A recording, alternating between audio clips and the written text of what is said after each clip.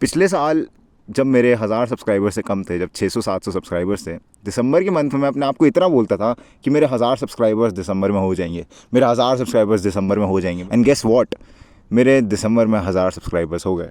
पर वहीं दूसरी तरफ 2023 के स्टार्टिंग में मैंने अपने आप से वादा करा था कि मैं 2023 के एंड में 1 लाख सब्सक्राइबर्स अचीव कर लूँगा। मैंने अपने आप से 2 वादे करे थे, लेकिन उनमें से सिर्फ मैं एक पूरा कर पाया, जो कि छोटा वादा था।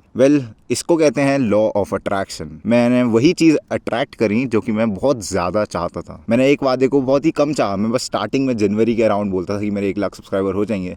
फिर मेरे को सेल्फ डाउट होने लग गया, मैंने अपने आप से ये बोलना छोड़ दिया, और उसके बाद गेस वॉट क्या हुआ, मेरे को गोल पूरा नहीं हो पाया। मैंने अपने आप से जो मांगा था वो मेरे को मिल गया। That is your law of manifestation, law of attraction. पर वहीं दूसरी तरफ स्टोइसिज्म कहता है कि जो चीज़ रियलिस्टिक है सिर्फ वही हो सकती है। मेरे 600-700 सब्सक्राइबर थे और एक महीने में मैंने 300 से 400 सब्सक्राइबर मांगे और वो मेरे पूरे हो गए। तो फिर क्या सही है, क्या गलत है? स्टोइसिज्म सही है या फिर लॉ ऑफ अट्रैक्शन सही है? ये सब जानने से पहले हम जानते हैं कि स्टोइसिज्म होता क्या है। ये सब जानने से पहले हम जानते हैं कि स्टोइसिज्म असल में होता क्या है। तो स्टोइसिज्म कहता है कि तुम अपनी लाइफ में कुछ भी कंट्रोल नहीं कर सकते हैं, पर तुम कंट्रोल कर सकते हो कि तुम्हारी लाइफ में जो भी तुम्हारे पास पीड़ा आ रही है, तुम्हारे पास जो भी दुख दर्द आ रहा है, उनको रिस्पॉन्ड कैसे करें। तुम अपनी लाइफ में तुम्हारे एक्शंस पे सिर्फ कंट्रोल कर सकते हो, बाकी किसी चीज़ पे कंट्रोल नहीं कर सकते। ऐसे ही कुछ शायद भगवद गीता में भी कहा गया है, लेकिन उस पर नहीं जाते। हम स्टोइसिज्म, ग्रीक फ़िलासफ़ी की बात कर रहे हैं, जो कि 2000 साल पहले कुछ फ़िलासफ़र्स ने आकर लिखी थी। तो स्टोइसिज्म बेसिकली यही कहता है कि तुम्हें अपने आप पे कंट्रोल करना है, ठीक है। There are 4 pillars of stoicism, जो कि कहते हैं कि तुम्हारे अंदर एक करेज होनी चाहिए, तुम्हारे अंदर डिसिप्लिन होना चाहिए, तुम्हारे अंदर विजडम होनी चाहिए, जस्टिस होनी चाहिए। ये बताते हैं कि तुम अगर ऐसे चलोगे तो तुम एक अच्छे स्टोइक पर्सन बनोगे। और एक स्टोइक पर्सन एक मैस्कुलिन फिगर होता है जो कि अपनी लाइफ में किसी भी प्रॉब्लम से डील कर सकता है। तो काफ़ी सुनने में भाई काफ़ी तड़कता भड़कता फिलॉसफी सी लग रही है, पर इसे लाइफ में कैसे यूज़ कर सकते हैं। स्टोइसिज्म काफ़ी नेगेटिव है, पर ये नेगेटिविटी ना कई बार पॉजिटिविटी ले आती है। स्टोइसिज्म कहता है कि तुम अपनी लाइफ में किसी भी मोमेंट में मर सकते हो। तुम्हें ऐसे जीना है कि तुम्हारा हर मोमेंट तुम्हारा लास्ट डे है इस अर्थ पर। तुम्हें प्रेजेंट मोमेंट में जीना है। तुम्हें ना फ्यूचर का सोचना, ना तुम्हें पास्ट का सोचना, सिर्फ अभी जो कर रहे हो उसमें क्या बेस्ट कर सकते हो और अभी क्या कर रहे हो, तुम्हें अपने प्रेजेंट मोमेंट के एक्शंस के बारे में ही सोचना है। भाई लॉ ऑफ अट्रैक्शन कहता है कि तुम जो भी फ्यूचर में मांगना चाहते हो कि I want a big पीनस, I want a big पीनस, I want a big पीनस, वो तुम्हें अट्रैक्ट कर लेगी। मतलब बेसिकली तुम गे नहीं बनोगे, तुम्हारी पीनस बिग हो जाएगी। तो ये चीज़ लॉ ऑफ अट्रैक्शन कहता है। लॉ ऑफ अट्रैक्शन काफ़ी ज़्यादा फ्यूचरिस्टिक बातें करता है, जो कि तुम्हारी रियलिटी में एग्जिस्ट नहीं करती। वहीं दूसरी तरफ स्टोइसिज्म बहुत ही रियलिस्टिक बातें करता है, जो कि फ़िलहाल की रियलिटी में एग्जिस्ट करती हैं।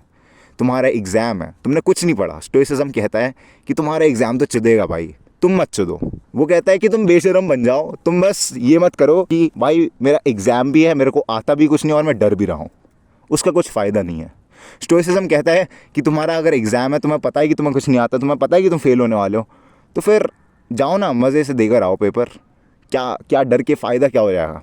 वहीं दूसरी तरफ लॉ ऑफ अट्रैक्शन कहता है कि तुम्हारा पेपर बेकार चल रहा है, तुम्हारी ज़िंदगी में तुम्हें कुछ आता भी नहीं, तब भी कहो तुम्हारा पेपर अच्छा जाएगा।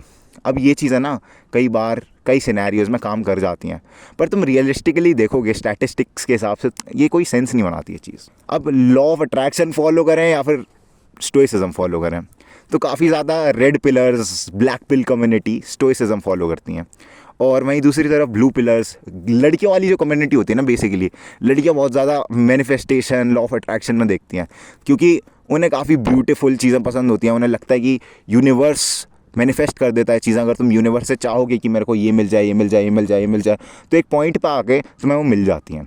कहीं ना कहीं किसी वे में लॉ ऑफ अट्रैक्शन तुम्हारी हेल्प भी कर रहा है। तुम अगर अपने आप को बार बार रिमाइंड करा रहे हो ना किसी चीज़ के लिए, तो सबकॉन्शियसली तुम्हारे दिमाग में बैठ जाती है और फिर तुम उसके लिए काम करना शुरू करते हो। बेसिकली ये कहना कि ये मेरी लाइफ में आए, मेरे को फरारी मिल जाए अगले 3 साल में, मेरे को जी वैगन मिल जाए अगले 3 साल में, बेसिकली ये तुम्हें बता रहा है कि तुम्हारे पास अभी जी वैगन नहीं है और फिर तुम्हें उसके लिए काम करना शुरू करना पड़ेगा। इन दोनों फ़िलासफ़ीज़ में तुम्हें ये कोई नहीं कह रहा कि तुम्हें लेट के खाना है, बस बोलते रहना है कि तुम्हें ये चाहिए, ये मिल जाएगा। ऐसा नहीं होने वाला। तुम्हें उसके लिए मेहनत करनी पड़ेगी, उसके लिए परसेवरेंस करना पड़ेगा। स्टोइक फिलॉसफी यही कहती है कि तुम रियलिस्टिकली सोचो और do the best what you can do in the situation को डील करना सीखो। डिस्कस मत करो बारे में, ठीक है, स्टार्ट डूइंग। मार्कस ऑरेलियस जो था, एक फिलोसोफर था, उसने एक कोट कहा था कि waste no more time arguing what a good man should be one. तो बेसिकली डिस्कस मत करो, फालतू का बाजी पाव मत बनाओ दिमाग में और बस काम शुरू कर दो। भगवत गीता में भी कुछ ऐसा ही कहते हैं कि do your duty, don't focus on the result. ठीक है, डिस्कस मत करो, ज़्यादा सोचो मत, बस करना शुरू कर दो। कर्मण्येवाधिकार रस्ते मा फलेषु कदाचन करके एक श्लोक है भगवत गीता में, शायद तीसरे या चौथे चैप्टर में, मेरे को जितना याद नहीं है। इसमें यही चीज़ लिखी है। अर्जुन चिंतित थे बहुत ही ज़्यादा, तो श्री कृष्ण ने उनसे कहा था कि हे अर्जुन, बस काम करते जाओ, फल की चिंता मत करो, जो तुम्हारी किस्मत में लिखा है तुम्हें वही मिलेगा। और तुम्हें भी पता है कि किस्मत भी उन्हीं का साथ देती है जो काम करते हैं, तो उसके लिए तुम्हें काम करना पड़ेगा। पर बेटर क्या है, स्टोइसिज्म बेटर है या फिर लॉ ऑफ अट्रैक्शन बेटर है?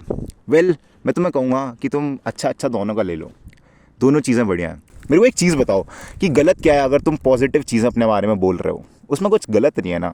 तुम पॉजिटिव चीज़ें ही हार्नेस करोगे। तुम अगर पॉजिटिव रहोगे, माइंडसेट तुम्हारा पॉजिटिव होगा, तो ऑब्वियस है भाई पॉजिटिव चीज़ें तुम्हारे पास आएंगी। पर एट द सेम टाइम तुम्हें एकदम इतनी पॉजिटिविटी गैदर नहीं करनी कि तुम अपने आप से बोलने लग जाओ भाई मैं अगले दिन राधिका मर्चेंट जैसी बंदी से शादी करूँगा, मैं अगले दिन अनंत अंबानी जितना पैसा कमाऊँगा, मैं अगले दिन जॉनी सिंह जितना गोरा हो जाऊँगा। मतलब this doesn't make any sense, right? तुम्हें सेंसिकली सोचना है और तुम्हें रियलिस्टिकली डिसीजंस लेने हैं। लॉ ऑफ अट्रैक्शन काम करेगा, पर तुम्हें अपने आप को बार बार रिमाइंड करना होगा, अपने आप को बार बार पॉजिटिविटी की तरफ हार्नेस करना पड़ेगा।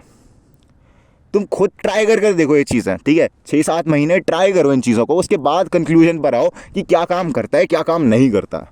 Stoicism is a good practice, तुम्हें रियलिस्टिकली सोचने को मौका देता है, तुम्हें कोई ये फालतू के झूठे वादे नहीं करता है। Stoicism let's you go through the situations, तुम्हें ये असली मर्द बनाता है। वहीं दूसरी तरफ मेंटल अट्रैक्शन के लिए लॉ ऑफ अट्रैक्शन बहुत ही ज़रूरी है, एक मेंटल मैग्नेट है। तो मेरे हिसाब से ना ये दोनों चीज़ें साथ में चलती हैं।